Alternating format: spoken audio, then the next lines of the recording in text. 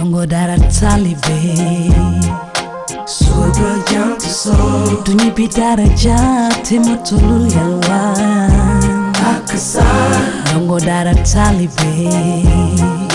Khali bu juddu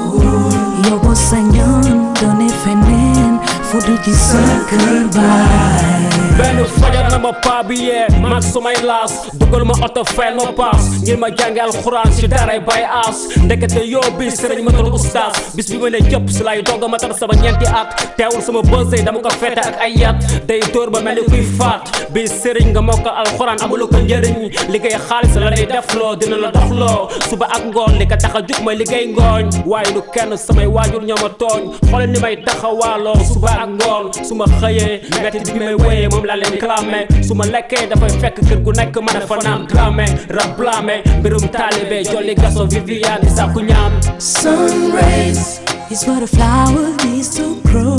I need water Protection from freezing snow. I need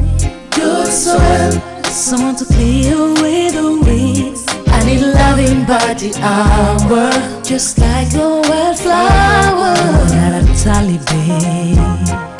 Super young to soul Dunia bidara jati motolul yalwan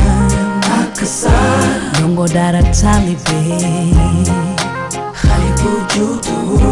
Yobo sanyon done fenen Fudu ji sakar bay yow sama ñaata moroom a fàkk daara ja ndax ñi mu foroxee mënatuñu dëkk njaxasu ceeb supp kanja beeg boroxee waral ñu sànni seen pot doon ay fàkk maan di fanaan suufu powu kolobaan lu ñu sàcc jaay ko mandé ko système bi ñàkk leen pression yàq leen milieu bi fat leen ñu doon ay fils Inok Alex bépp caan Cambaro la lex la taxoon ñu yóbbu leen daara ja méngoowul ak leen sëriñ bi di def loo waral ñu déserté ci seen keppaaru yalwaan la sëriñ bi daan feexloo yenn yi du fierté ndax la taxoon a jóg daara yi démb la sëriñ ñu tey maabal jàppe xaalis ñu yàlla di ko sàbbal du woon wër di tàllal loxo taxoon ñu jox la ko Waiting for someone to save the day. I keep praying The right one will take me away. I need patience So that heaven can display a great blessing in this hour to an orphaned wildflower. Dara talibe Super young to soul Dunia bidara jati motolul yalwan Akasa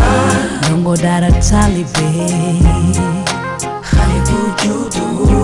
Yobo sanyon done fenen Fudu ji sakar bay